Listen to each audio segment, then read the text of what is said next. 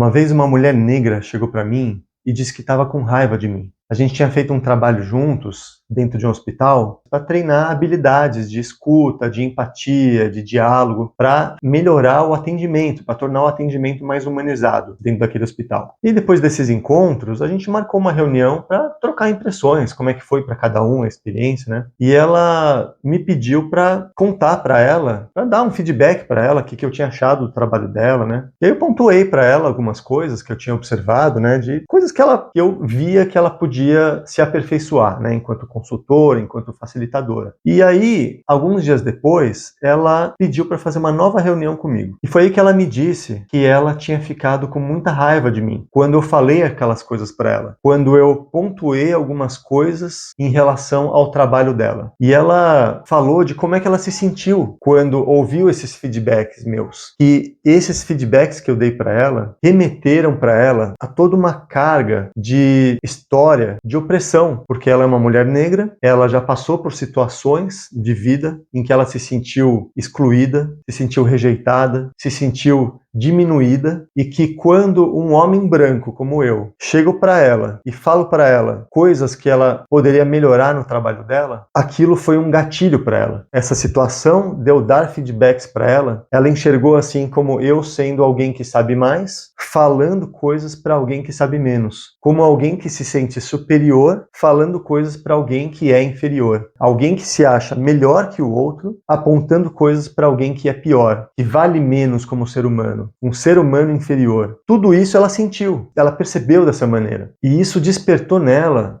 sentimentos de rejeição, se sentindo rejeitada, se sentindo oprimida, se sentindo excluída. E são sentimentos muito associados ao racismo, que muitos negros sentem quando lidam com situações diversas da vida, sentem isso, se sentem excluídos, se sentem inferiorizados pelas outras pessoas. Então, ouvir aquelas palavras vindas de mim, um homem branco, isso trouxe para ela um sentimento de indignação. E ela ficou sofrendo com aquele sentimento, passou dias sofrendo com aquele sentimento. E ela dizendo para mim depois, né, que procurou entender o sentimento dela, começou a investigar o sentimento dela, até chegar no ponto dela ter condições de conversar comigo sobre isso e de falar para mim como ela estava se sentindo. Então aquela conversa foi um grande aprendizado para mim, porque eu não tinha ideia, eu não tinha noção que aqueles feedbacks que eu dei para ela poderiam ter esse impacto nela. E que eu, por mais que eu tenha também os meus traumas, por mais que eu tenha também as minhas dores emocionais, eu nunca vou saber realmente como que é a experiência de discriminação que um negro está sujeito a vivenciar e que eu não estou sujeito a vivenciar as mesmas coisas.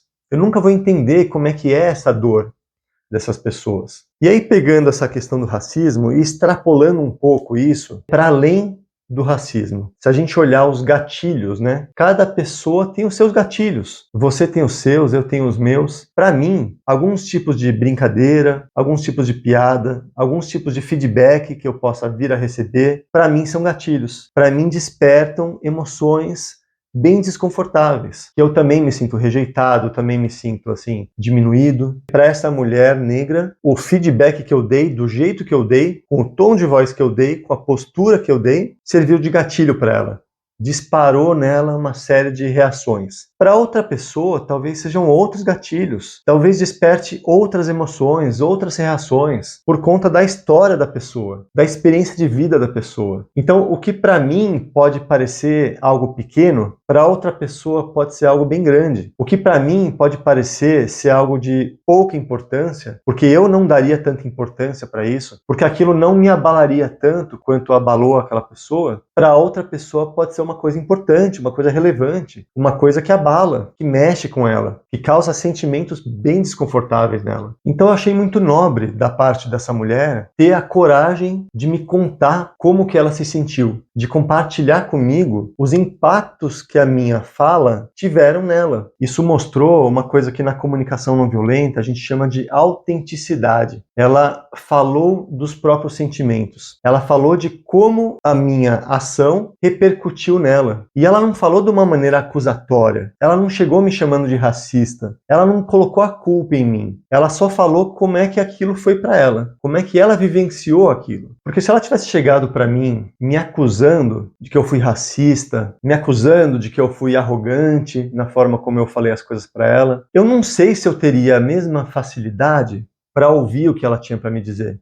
Talvez eu entrasse na defensiva. Talvez eu quisesse me defender daquelas acusações que ela estaria me fazendo. Então, o jeito que ela fez de falar de si sem me atacar foi um convite para o diálogo. Eu me senti motivado a me sensibilizar com ela, a compreender o ser humano diante de mim. Então, quando ela chegou para mim e começou a falar dos sentimentos dela, ela se vulnerabilizou, ela se dispôs a uma situação de vulnerabilidade, porque ela correu um risco de ser julgada. Imagina se ela chega para mim e fala que ela ficou com raiva de mim, que ela se sentiu rejeitada quando eu falei aquelas coisas para ela, e eu chegasse para ela e falasse assim: para de mimimi, não precisa sentir essas coisas, não é nada disso, você tá viajando na maionese. Imagina como ela se sentiria, constrangida, julgada. Então ela se dispôs a uma situação de vulnerabilização. E isso requer muita coragem. Dentro de uma relação qualquer, seja de trabalho, seja uma relação íntima, a gente chegar para alguém e falar do próprio sentimento. E também ela precisa ter algum nível de autoconsciência, né? Essa pessoa, essa mulher, ela deu para ver que ela tem um trabalho consigo mesma, de se perceber, de se observar, de identificar os próprios sentimentos. Ela fez um trabalho de investigação com ela mesma, sabe? De procurar entender o que ela estava sentindo,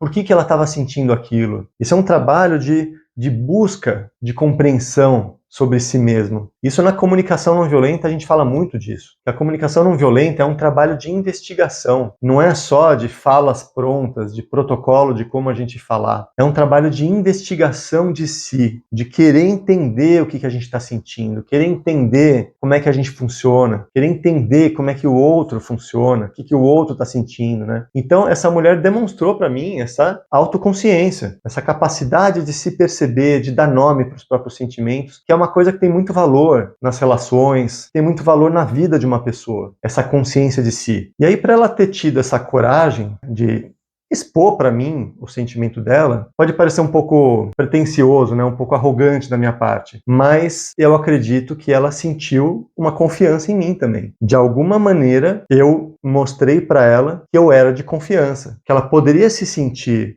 num ambiente seguro comigo para poder falar dos próprios sentimentos, sem medo de ser julgada por mim. E aí eu percebi uma coisa muito importante, que não era culpa minha por ela ter sentido aquelas coisas. Não era culpa minha, né?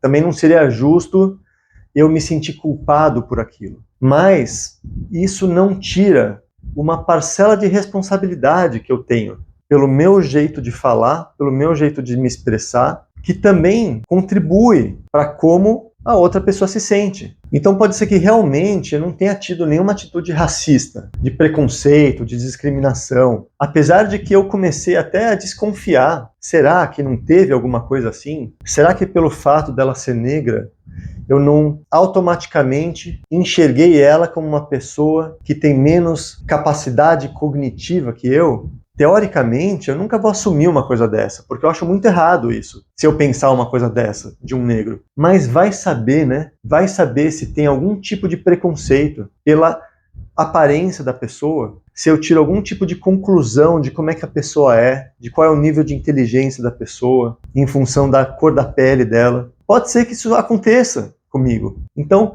negar isso completamente também pode ser que eu esteja me privando da oportunidade de reconhecer algum preconceito que eu possa ter, mesmo que eu ache errado, mesmo que eu não queira ter, mesmo que eu combata isso, mas pode ser que eu tenha. Então, o fato dela ter me dado esse feedback me trouxe essa reflexão. Será que eu não dei realmente motivo? Será que eu não me coloquei numa postura tal que favoreceu com que ela se sentisse daquela maneira? Pode ser que isso tenha acontecido. Seria muita ingenuidade da minha parte também eu afirmar assim, com convicção: eu não sou preconceituoso, eu não tenho preconceito de ninguém. Seria muito ingênuo, né? Muito ignorante da minha parte. Ainda mais eu que estudo comunicação já há muitos anos e sei como a gente faz suposições das pessoas com base nas aparências. Quem é que não faz? Claro que eu faço. Eu tenho que admitir isso. Então pode ser que eu tenha tido uma atitude com algum traço de preconceito. E pode ser também que eu tenha me colocado num lugar de superioridade quando eu dei aquele feedback para ela. Eu lembrei como é que foi a nossa primeira conversa, que ela falou: Yuri, você que tem mais experiência que eu, me fala o que você viu do meu trabalho. Então ela me colocou num lugar de alguém que sabe mais. Ela falou: Yuri, você que tem mais experiência com isso? Então ela me colocou nesse lugar de quem sabe mais. E aí eu fui meio que capturado por isso e me coloquei nesse lugar também, de alguém que sabe mais. Ela me colocou nesse lugar e eu me coloquei nesse lugar. E aí eu falei as coisas para ela, os feedbacks que eu dei para ela foram desse lugar, de alguém que sabe mais, ensinando alguém que sabe menos. Eu admiti isso. E ela admitiu a corresponsabilidade dela também, que ela contribuiu para que eu me colocasse nesse lugar. Então percebe? A gente teve uma conversa muito engrandecedora de corresponsabilização, de perceber a dinâmica que se instalou naquela conversa, os papéis que cada um assumiu naquela conversa e que cada um pôde reconhecer a sua parcela de responsabilidade por isso. E pode ser também que eu tenha tido uma atitude um pouco arrogante na hora de falar as coisas para ela. Isso eu comecei a refletir depois, né? Porque não foi a primeira pessoa que me disse isso. Outras pessoas já me disseram isso antes dela. Que às vezes eu falo as coisas, parece que eu tô falando de um lugar de superioridade, de quem sabe mais que os outros. Então pode ser que eu tenha falado dessa maneira também com ela.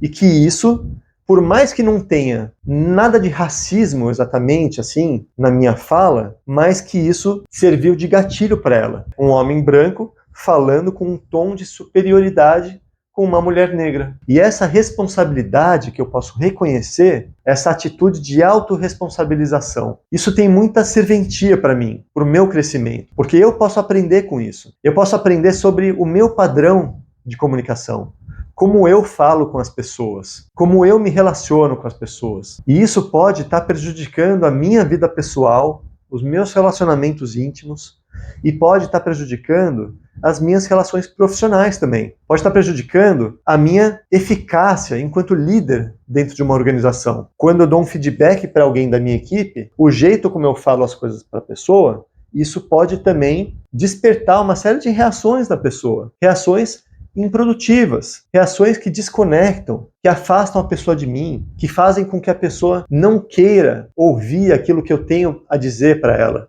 Reações que fazem com que a pessoa se feche e não queira trabalhar sobre aquilo que eu estou pontuando para ela. Então, que espécie de liderança é essa que eu estou exercendo se quando eu dou um feedback para alguém, a pessoa se fecha, a pessoa se afasta, a pessoa se desconecta de mim e a pessoa não se motiva a querer trabalhar sobre aquele ponto que eu estou apontando para ela. Percebe? Então, essa autorresponsabilização é que favorece com que a gente transforme o nosso jeito, com que a gente aprenda e desenvolva um jeito novo, um jeito mais produtivo, um jeito mais construtivo de falar as coisas para as pessoas. Então esse feedback que eu recebi dessa mulher foi um presente para mim. Ela me deu a oportunidade de reconhecer os impactos do meu jeito de dar o feedback para ela, do meu jeito de falar as coisas para ela. Então eu costumo falar isso nas empresas, né? Que o feedback é um presente. A gente recebe um feedback e às vezes,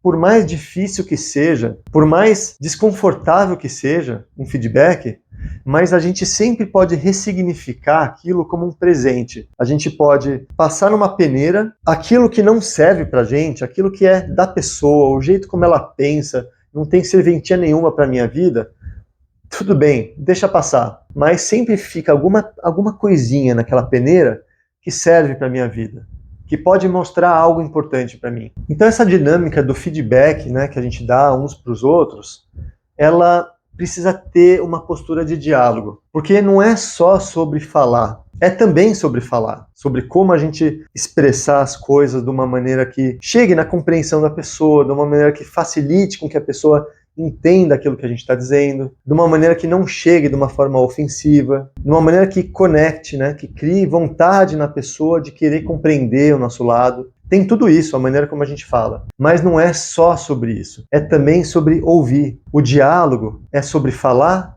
e sobre ouvir. Então, nesse caso, ainda bem que essa mulher teve essa atitude, essa iniciativa de me dar um retorno de como ela se sentiu. Espontaneamente ela quis me dar esse retorno. Ela poderia nunca ter me dado esse retorno. Eu poderia nunca ter ficado sabendo de quais foram os impactos das minhas palavras, de como ela recebeu aquilo. Então foi uma falha minha. Na hora que eu falei as coisas para ela, na primeira conversa, eu podia ter perguntado como é que é para você, como é que você está se sentindo com isso que eu estou te dizendo. E talvez ela já me dissesse algumas coisas. Então isso acontece em muitas situações de feedback. A pessoa chega, fala para o outro tudo que tem para dizer, papapá, você fez isso, você fez aquilo, papapá, fala toda a verdade dela e não quer nem saber como é que a pessoa se sentiu, o que ela pensa daquilo tudo que ela ouviu. Então, o feedback é muito importante que ele tenha também o ouvir. A gente fala as coisas para a pessoa e a gente ouve também, a gente pergunta como é que é para você, o que você pensa sobre isso, como é que você se sente ouvindo isso que eu estou te falando. Porque aí a gente pode ter um termômetro, a gente pode perceber que não entrou muito bem, ou que a gente não foi muito bem compreendido, ou que a pessoa até ficou ofendida com aquilo que a gente falou, e aí a gente pode se explicar melhor, pode falar de uma outra maneira. Ou seja, a gente precisa cuidar da comunicação. Quando a gente dá um feedback para alguém, cuidar da comunicação, cuidar para que a comunicação aconteça de uma maneira produtiva. Se eu só chego e falo tudo que eu penso para a pessoa, e a pessoa não entende o que eu quis dizer, não aceita aquilo que eu falei, não concorda com aquilo que eu falei, não se sente motivada para trabalhar sobre aquilo que eu pontuei para ela. Então, para que serviu aquele feedback? Serviu para nada, só gastei saliva. Quando eu dou um feedback para alguém, é com uma intenção de que aquilo gere uma mudança. Então essa habilidade de diálogo, de conseguir compreender e ser compreendido, de conseguir dar um feedback que seja efetivo, que realmente gere mudança nas pessoas, de conseguir pedir ajuda, pedir as coisas de uma forma que gere realmente colaboração, que convide as pessoas por uma atitude colaborativa, né? Essas habilidades de gestão de conflitos, de resolver mal entendidos que geram tantos problemas nas relações de trabalho, essas habilidades de comunicação podem ser desenvolvidas. E se você quer desenvolver essas habilidades, você pode contar com uma ajuda profissional. Eu tenho um programa de mentoria que se chama Comunicação Consciente e Liderança Interpessoal, que tem esse objetivo, de ajudar gestores e líderes a melhorarem as suas habilidades de diálogo, de comunicação, de relacionamento. Então, se você está querendo desenvolver mais essas habilidades, se você está querendo uma ajuda profissional para isso, me manda uma mensagem, vamos conversar, me conta o que você está precisando, o que você está buscando. Eu te explico também como é que funciona o programa de mentoria. E talvez, se fizer sentido para você e para mim, a gente pode desenvolver um trabalho juntos. Então tem um link aqui em alguma parte desse vídeo, você clica no link, me manda uma mensagem e a gente conversa, tá bom? Um grande abraço.